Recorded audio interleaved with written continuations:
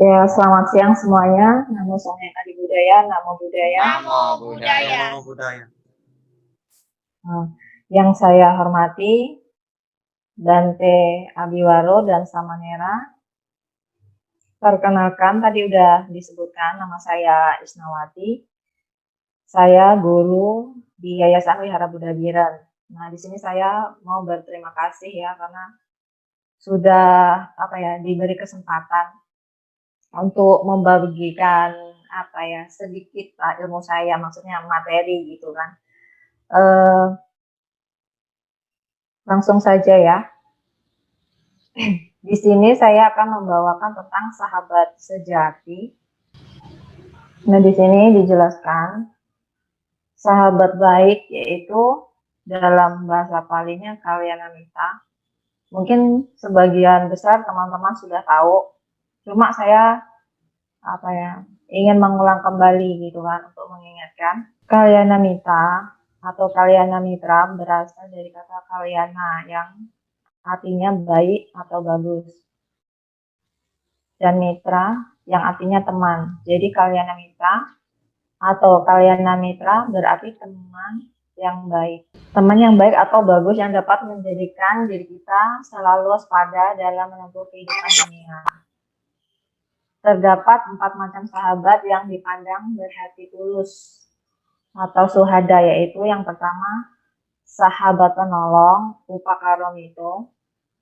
Yang kedua, sahabat pada waktu senang dan susah, sama suka dukomito. Yang ketiga, sahabat yang memberi nasihat baik, atakayamito. Dan sahabat yang bersimpati, pakamito.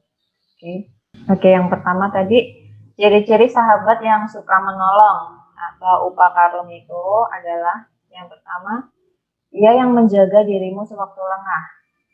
Nah, ia yang menjaga dirimu sewaktu lengah. Ketika kita punya sahabat, gitu kan, misalnya si A, saya kasih contoh si A dengan si B. Ketika temannya sahabat si B ini lengah itu artinya kita sebagai manusia kan terkadang ada waktu lengahnya juga gitu kan, konsentrasi kurang gitu. Jadi kita sebagai sahabat itu bisa mengingatkan. Misalnya juga ini. Contohnya si A mau pergi ke toilet gitu kan. Kemudian HP-nya ketinggalan nih. Jadi si B itu harus menjaga HP si A ini tadi. Nah, contohnya seperti itu. Kemudian yang kedua, ia yang menjaga dirimu sewaktu dalam ketakutan. Contohnya anak kos nih ya, anak kos yang lagi kuliah atau sekolah. Teman-temannya kan mereka ini cewek-cewek. Nah, ketika temannya pada pulang kampung, tinggal satu anak, si A. Nggak berani tidur. Nah, sebagai sahabat yang baik, si B datang menemani si A. Di situ. Paham kan? Nah, oke. Kemudian yang ketiga, ia memberi bantuan 2 kali daripada yang engkau perlukan. Misalnya si A bilang sama si B, saya lagi kesusahan, saya nggak ada uang, boleh nggak saya pinjam uangnya 100 gitu. Si A kan bilang begitu. Kemudian si B tahu nih sahabatnya lagi kesusahan. Nah, kebetulan si B itu ada gitu tabungan. Jadi dia pinjam 100, kita kasih 200. Karena kan kita ada lebih nih. Ya udah nih saya pinjamkan kamu 200 gitu kan. Atau kalau misalnya kita ada lebih, kita bisa bantu dana gitu ya. Ciri-ciri sahabat yang memberi nasihat baik atau kayak mito, yaitu yang pertama ada ia mencegah dirimu berbuat jahat. Contohnya si A merencanakan sesuatu yang buruk gitu kan. Kemudian si B ini menasihati, jangan berbuat seperti itu tidak baik gitu. Kita sebagai sahabatnya memberitahu gitu kan, kalau itu perbuatan yang tidak benar. Misalnya berbohong atau merencanakan, misalnya dia mau mencuri gitu. Kita sebagai sahabatnya wajib gitu kasih tahu kalau itu perbuatan yang jahat seperti itu, yang tidak baik gitu. Yang kedua, ia menganjurkan dirimu untuk berbuat benar. Contohnya ada teman yang misalnya gini, berbuat benar itu contohnya berdana lah. Ada nih, terkadang ada teman yang tidak tahu tentang apa ya, dia jarang nih ke wihara misalnya kan. Ya kita mengajaknya, ayo kita ke wihara, ayo kita belajar Buddha Dhamma. Nah, seperti itu. Menganjurkan ya. Kemudian yang ketiga, ia memberitahukan apa yang belum pernah engkau dengar. Contohnya, memberitahukan apa yang belum pernah engkau dengar. Contohnya kita aktif nih, aktif di wihara, ikut kegiatan, ada informasi. Nah, ada teman kita atau sahabat kita yang tidak ikut gitu, tidak masuk karena ada hal yang membuat dia nggak bisa ikut gitu kan. Jadi kita sebagai sahabatnya kasih tahu informasi apa yang bisa jadi seperti tadi kita mengajak teman kita ke wihara, kemudian baca-baca buku cerita Jataka juga bisa, itu saya kasih contoh seperti itu. Ciri-ciri sahabat yang bersimpati atau anukampa-mito. Nah, di sini yang pertama ada ia tidak merasa gembira terhadap kesengsaraanmu. Contohnya itu misalnya si A itu lagi apa ya, sedih misalnya, lagi sedih, kita sebagai manusia itu kan ada kurangnya, ada kurang dan ada kelebihan. Nah, ketika teman kita disakitin orang lain gitu, kita merasa sedih gitu kan. Kita sebagai sahabat ya menemani dia gitu kan. Kita kasih solusi yang terbaik gitu. Memberi nasihat yang baik sebagai sahabatnya. Kemudian yang kedua, ia merasa senang atas kesejahteraanmu. Oke, merasa senang atas kesejahteraan. Gini, ketika teman kita ada atau sahabat kita mendapat pencapaian, misalnya dapat ranking gitu kan, yang anak SMA atau yang sekolah, intinya sahabat kita mendapatkan juara, kita harusnya senang gitu, ikut senang, oh selamat ya, seperti itu. Jangan apa ya, malah nggak senang, kita harusnya senang gitu kan. Memberikan selamat. Kemudian yang ketiga, ia mencegah orang lain berbicara jelek tentang dirimu. Nah, kita punya sahabat nih, misalnya si A sama si B. Si A ini diomongin nih sama si C. Nah, kamu kan lebih tahu gitu siapa si B. Jadi kita sebagai sahabatnya bilang sama C, janganlah berbicara seperti itu kalau tidak tahu faktanya gitu loh. Nah, kan seperti itu. Kita jadi sahabat yang baik begitu, menasehatilah. Gitu. Karena kan kita teman yang dekat kali gitu kan. Namanya juga sahabat gitu kan. Kemudian yang keempat, ia membenarkan orang lain memujimu. Membenarkan orang lain memujimu. Jadi ketika kita sahabat si A, si B, si C, nah si A ini misalnya dipuji sama si C, gitu kan? Si A ini dipuji sama si C, kita sebagai si B, oh ya betul dia orangnya baik seperti itu. Pokoknya intinya kebaikan orang ya, jangan keburukan orang gitu. Kualitas diri seorang kalyanamita atau sahabat sejati adalah yang pertama, ia menginspirasi menginspirasi ide cemerlang atau cinta kasih. Gini, contoh dari inspirasi ide cemerlang atau cinta kasih. Ketika teman kita tidak, misalnya teman kita nggak punya uang nih, terus kita punya ide itu membuat suatu kerajinan gitu, yang bisa menghasilkan uang. Nah, itu namanya ide, kita memberikan ide solusi kepada teman kita. Contohnya, teman kita mau menggadaikan misalnya tanah gitu kan. Cuma tanah itu kan daripada kosong, kita kan bisa olah, misalnya kita menanami tanaman yang bermanfaat, bisa menjual hasil tanamannya tersebut gitu. Contohnya seperti itu. Itu contoh kedua ya. Yang pertama tadi kita memberikan solusi, ide, mungkin bisa membuat kerajinan tangan itu tadi yang bisa dihasilkan untuk keperluan dia gitu. Kemudian yang kedua, ia menginspirasi saling menghormati. Seperti ini. Kadang di setiap daerah itu ada anak-anak yang misalnya berbicaranya gini, kalau kita di daerah kan ngomongannya sopan ya, misalnya kamu, dia, mereka. Nah, kalau misalnya di lingkungannya, misalnya dia ngomongnya pakai bahasa gue, lo.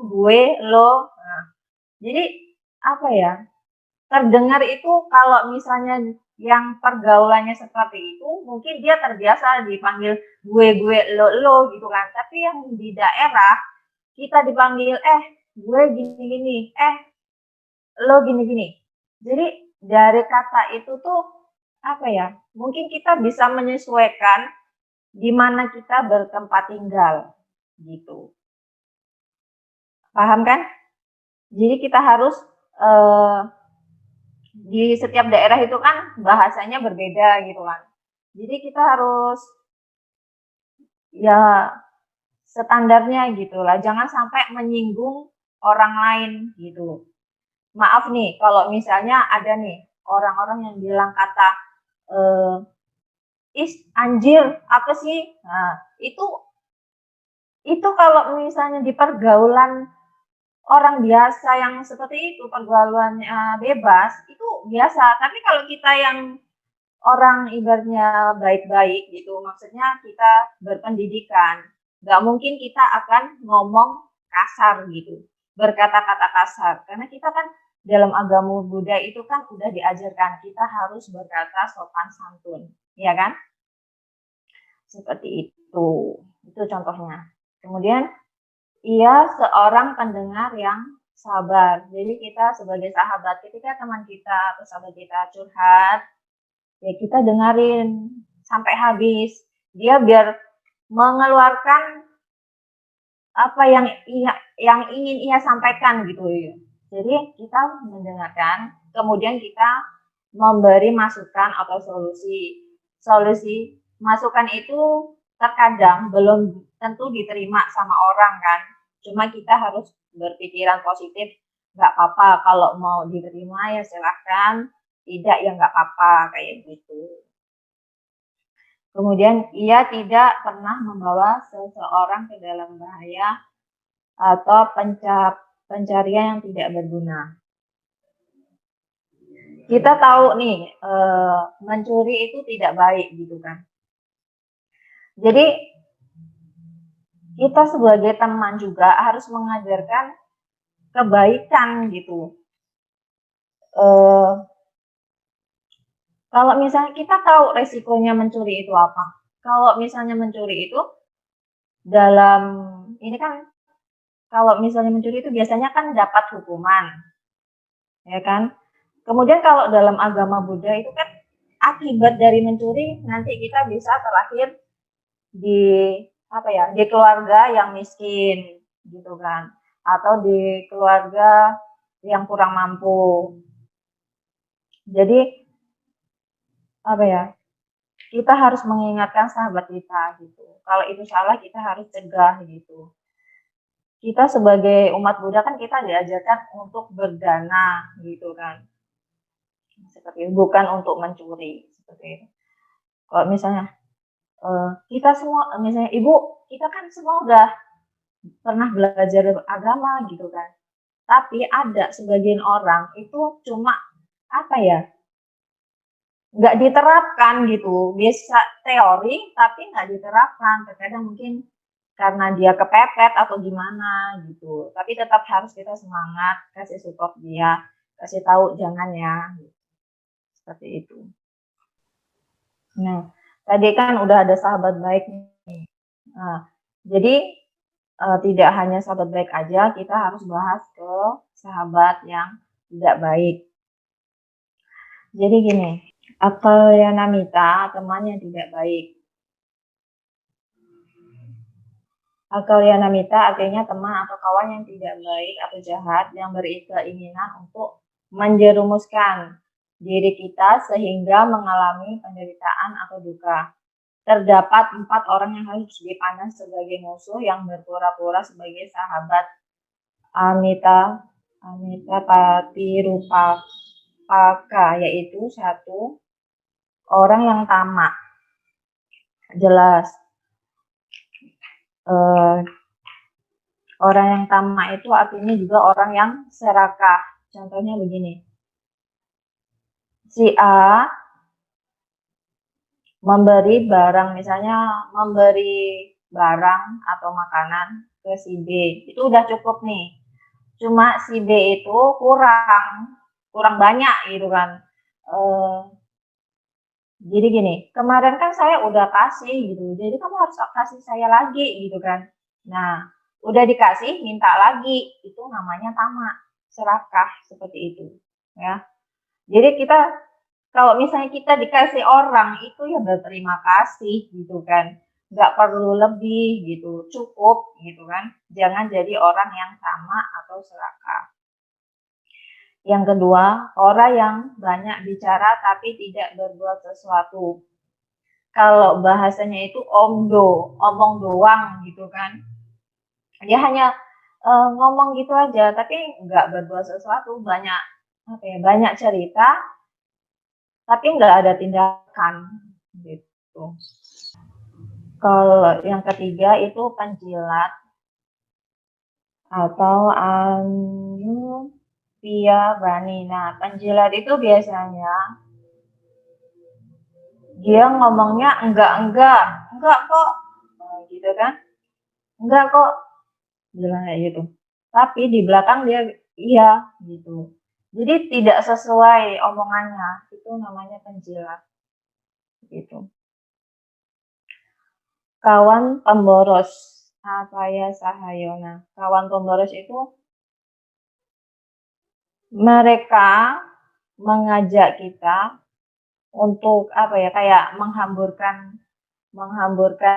uang untuk membeli yang apa ya, yang kurang gitu lah, maksudnya yang kurang penting gitu. Dia maunya mau di apa ya, beli semua ini. Kita kan kalau mau beli apa-apa itu kan harus lihat kegunaannya. Kalau mereka enggak, udahlah beli ini gitu kan. Ya kita harus jadi diri sendiri gitu. Kegunaannya, manfaatnya buat kita gitu kan. Namanya juga sahabat yang nggak baik, dia menjerumuskan terus kan gitu. Jadi kita harus waspada sama yang sahabat seperti itu. Gitu. Itu haru yaitu yang pertama ada yang tamak serakah tadi udah dijelaskan ya. Tamak sama serakah, dikasih 1 mintanya lebih. Itu tamak. Kemudian ia memberi sedikit dan minta banyak, itu sama kayak poin nomor 1. Kemudian yang ketiga, ia melakukan kewajibannya karena takut atau terpaksa. Gini, misalnya si A itu sering menolong atau membantu si B. Nah, ketika si A ini minta tolong si B, nah si B ini kan sahabat yang kurang baik, jadi dia punya pikiran nih, oh ya nanti kalau saya tidak bantu si A, nanti dia pergi gitu kan, dia nggak bantu saya lagi gitu kan. Jadi dia terpaksa ngebantuin si A gitu. Contohnya seperti itu. Dia takut kehilangan si A, takut nggak dibantu lagi gitu kan. Otomatis kalau kita sahabat baik, nggak perlu apa ya, nggak perlu sahabat kita ngomong, kalau kita udah tahu dia butuh bantuan kita segera loh gitu. Kita bantu seperti itu. Kemudian ia hanya ingat akan kepentingannya sendiri. Ini contohnya misalnya si A lagi sakit, perlu obat gitu. Namanya orang sakit terkadang dia lemas, dia nggak bisa bangun. Mungkin dia bisa WA si B, minta tolonglah bantu saya belikan obat atau antar saya ke rumah sakit, ke puskesmas kayak gitu. Kalau sahabat yang baik dia langsung datang itu sigap gitu. Kalau tidak untuk tidak datang, contohnya aja, aku lagi sakit, gitu kan, bisa tolong nggak kesini atau beliin obat. Si B alasan, aku tuh nggak ada bensin gitu, aku nggak ada bensin hari ini, atau aku tuh mau pergi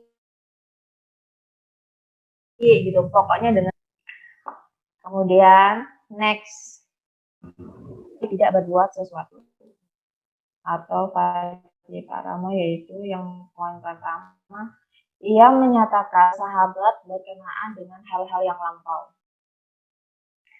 Gini, misalnya si A ini kan sahabat baik, gitu kan. Apa ya? Sahabat yang tidak baik, dia menceritakan hal masa ini belum tahu kebenarannya gitu. Contohnya seperti itu. Namanya sahabat kan biar dipandang dia baik gitu. Enggak gitu. Dia menceritakan yang baik di depan sahabatnya itu. Seperti itu. Kemudian yang ketiga yang menyatakan persahabatan berkenaan dengan hal-hal datang.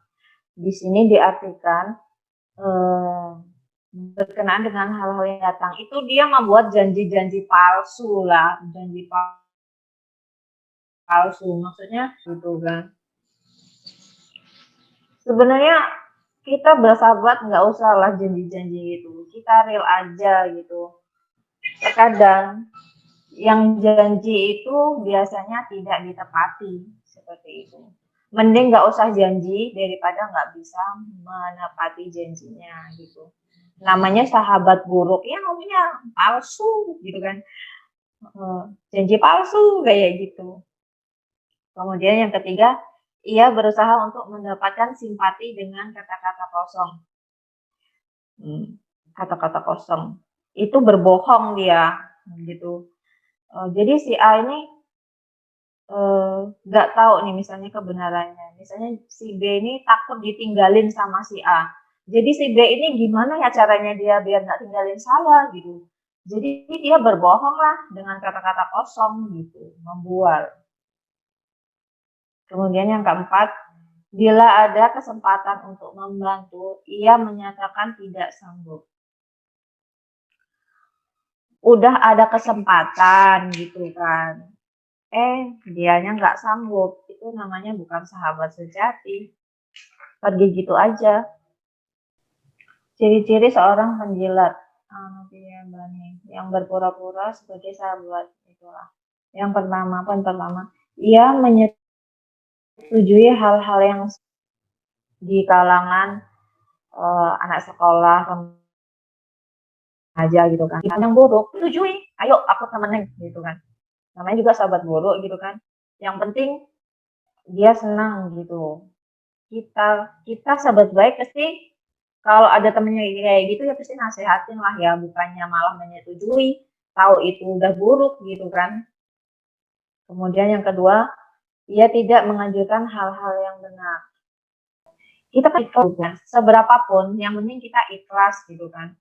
Kalau ada sahabat yang seperti itu yang melarang kita untuk apa ya, kita udah niatnya udah baik gitu kan, ya kita tetap jalanin selagi itu baik,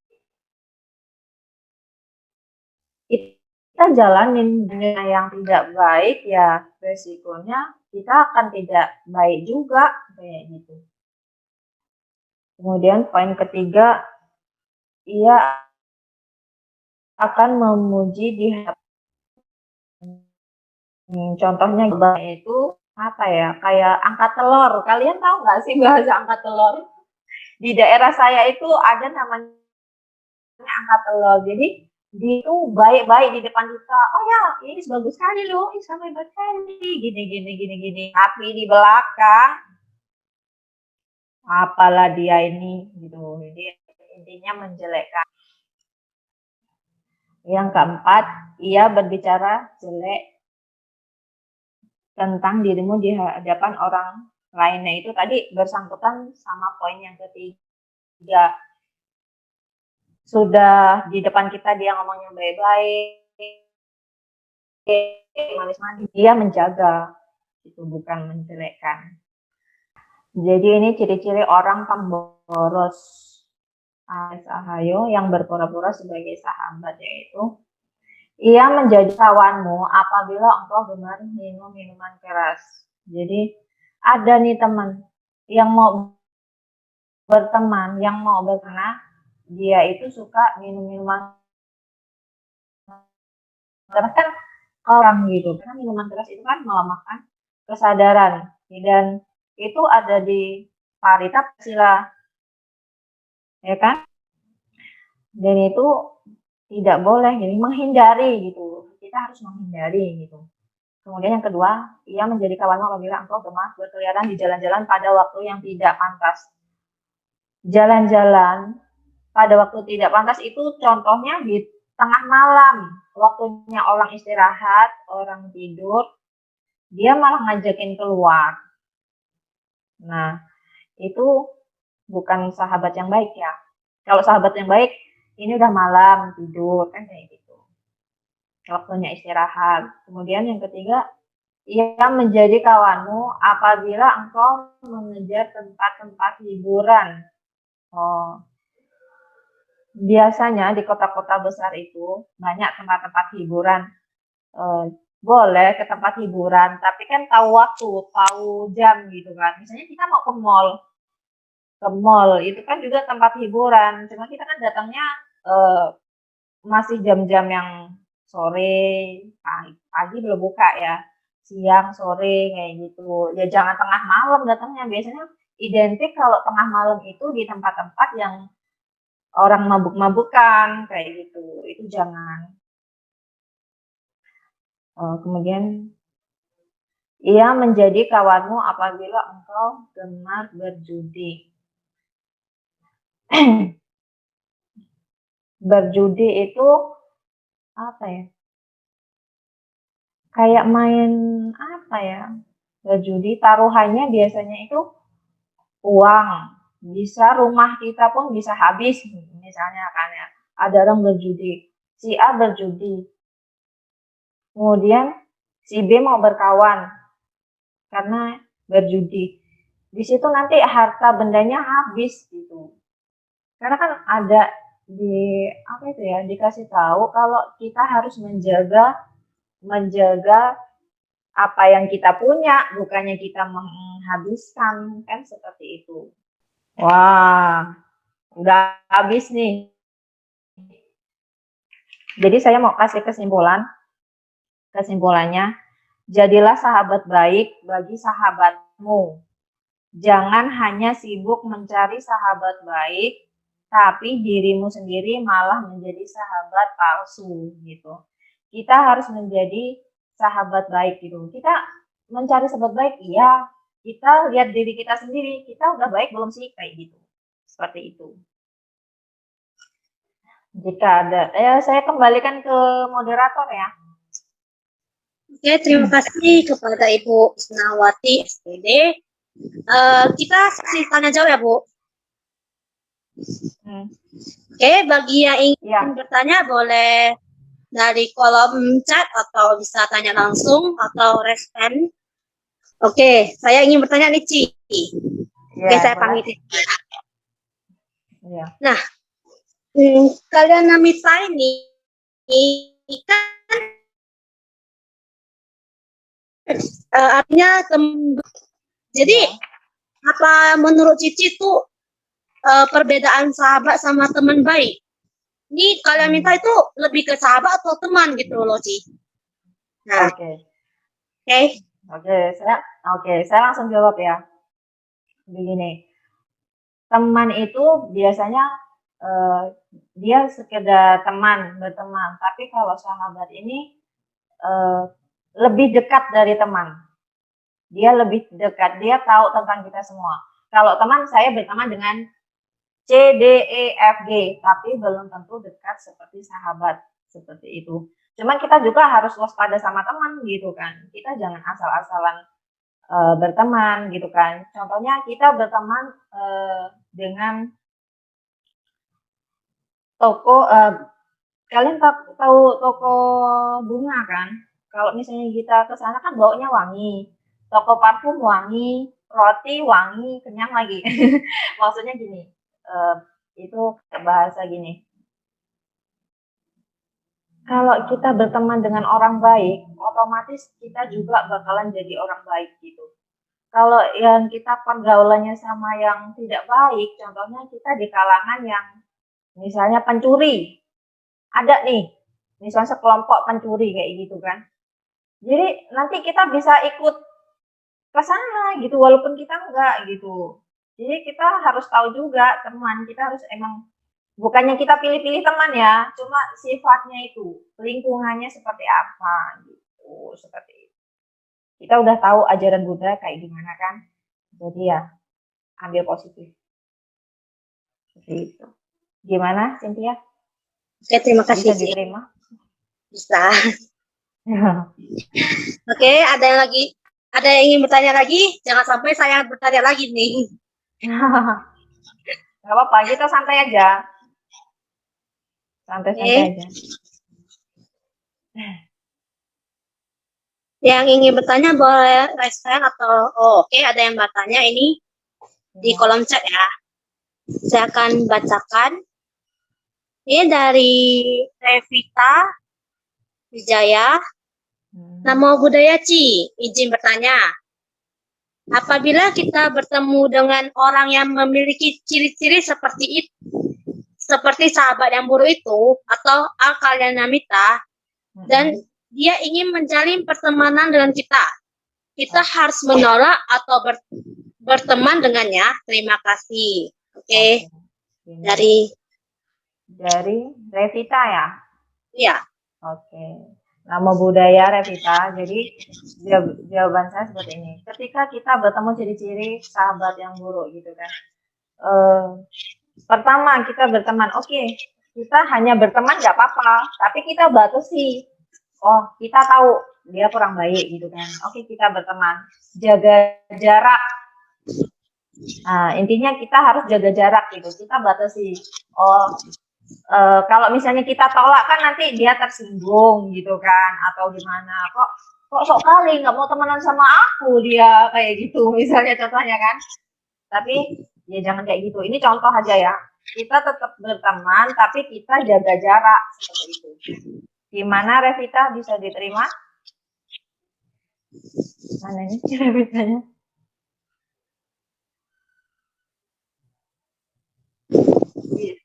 Gimana bisa diterima atau mau tanya lagi?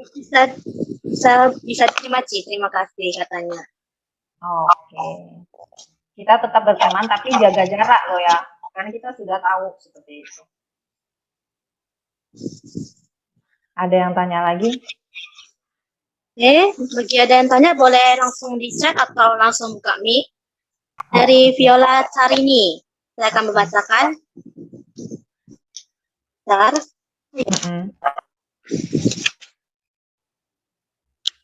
Dari Fiona Carini, yaitu Namo Buddhaya, Bu. Saya izin bertanya. Tadi ada dibahas mengenai kita jangan hanya mencari sahabat yang baik. Tetapi di sisi lain kita juga harus menyadari apakah kita sudah baik atau tidak untuk menjadi sahabat atau tidak untuk sahabat kita. Pertanyaan saya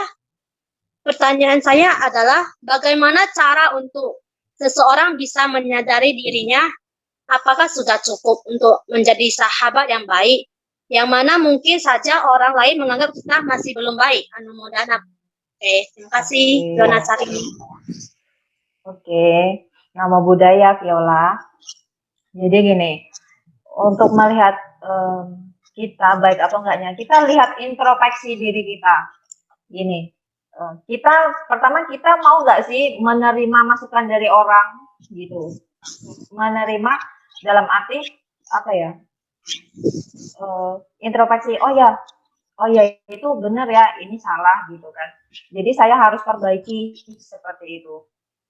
Kemudian di tadi ciri-ciri sahabat baik itu, kalau kita melihat adakah sifat saya yang sudah ke situ gitu kan. Kalau misalnya dilihat di pertimbangan di sahabat buruk, saya ada nggak dalam di situ gitu. Kalau ada, ayo perbaiki. Nah, kayak gitu. Cara melihatnya kita introspeksi diri, dengan introspeksi diri. Terkadang orang itu banyak egonya. Semua orang punya egonya. Cuma kita harus, tahu ini salah loh. Saya harus koreksi. Oke, kalau saya pribadi ya, saya kalau ketika saya melakukan kesalahan, orang itu tak luput dari salah. Saya langsung minta maaf di depan orangnya, seperti itu. Kita kalau ada salah nih, oh iya saya salah ya, minta maaf ya, langsung dengan hati yang tulus. Kayak gitu. Jangan di belakang, jangan ngomong di belakang orang, langsung ngomong depan. Seperti itu. Caranya introspeksi diri. Udah adakah di ciri-ciri sahabat baik gitu. Karena yang tahu iya diri kita sendiri, bukan orang lain. Kayak gitu. Menyadari. Gimana Viola? Baik Bu, Ana Modana. Oke, terima kasih. Ada yang mau tanya lagi? Ayo, lebih seru nih, malah kayak temenan kita. Curhat terus. Oke, ada yang ingin tanya lagi? Ada nanya Ricci. Jadi bingung. Okay. Dari Wirya Taruna Sadewa, panjang namanya nih. Nama budaya Ci, izin bertanya, sahabat sejati atau baik tentunya adalah orang yang baik. Bolehkah dijadikan pacar, Bu? Wah. Oke. Seru nih. Oke. Nama budaya Wirya. Jadi gini, sahabat sejati atau baik tentu adalah orang baik. Ya tentulah, karena namanya juga sahabat sejati, dia selalu menemani kita, gitu kan. Mengorbankan, tadi kan ada yang mengorbankan waktunya. Contohnya gini, ketika si A sakit, si B ini mempertaruhkan misalnya pekerjaannya itu datang untuk menemanimu gitu di saat kamu sakit. Ya jelas boleh jadi pacar, tapi nanti kalau udah lulus lo ya. Kalau udah lulus sekolah lo ya, gitu. Boleh. Tapi dengan catatan harus sudah lulus sekolah, gitu kan. Lulus kuliah, dapat kerja, baru pacaran. Kayak gitu. Seperti itu. Gimana Wirya? Harus sudah bisa diterima? Harus sudah mapan dulu ya, Bu? Sebenarnya nggak harus mapan. Kalau ini malah curhat nih. Enggak sih. Kalau kita bisa membatasi kita pacaran itu kadang-kadang kan kalau orang bisa buat semangat gitu kan, semangat, tapi jangan lupa dengan pekerjaannya, seperti itu. Kayak gitu sih. Jika pacar untuk penyemangat belajar gimana, Bu? Anak sekarang sih kebanyakan udah punya pacar kali ya. Saya belum punya pacar, jadi gimana saya punya?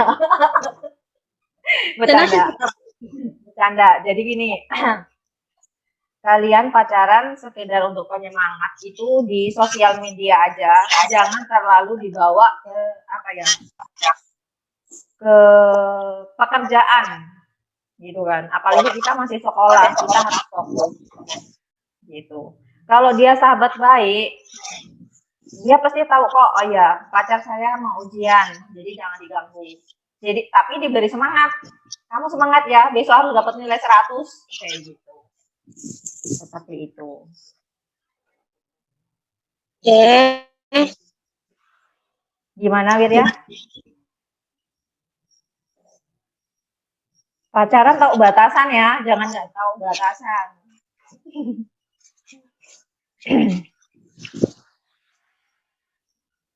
Oke.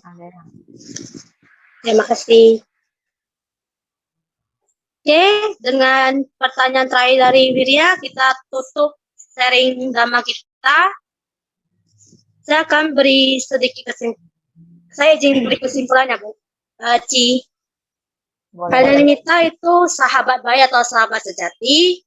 Sahabat baik itu ada 4 macam, yaitu sahabat penolong, sahabat pada waktu senang atau susah, sahabat yang memberi nasihat baik, dan sahabat empati. Selain ada sahabat yang baik, tentu ada sahabat yang tidak baik, yaitu ciri-cirinya seperti ada 4 macam juga, yaitu orang yang tamak, orang yang banyak bicara tapi tidak berbuat apa-apa, penjilat, dan kawan pemboros. Nah, dari kesan Cici sendiri juga ada, jadilah sahabat yang baik, janganlah kita mencari sahabat baik tetapi diri sendiri belum menjadi yang baik atau sahabat palsu. Sekian dari saya, dan terima kasih kepada Ci Isnawati SPD. Jangan bosan-bosan ya, Ci. Nama budaya. Nama budaya. Saya mengucapkan terima kasih dan juga maaf ya kalau ada kata-kata yang kurang berkenan. Nama budaya semuanya. Bante nama budaya, sama Nera pokoknya semuanya nama budaya. Nama budaya.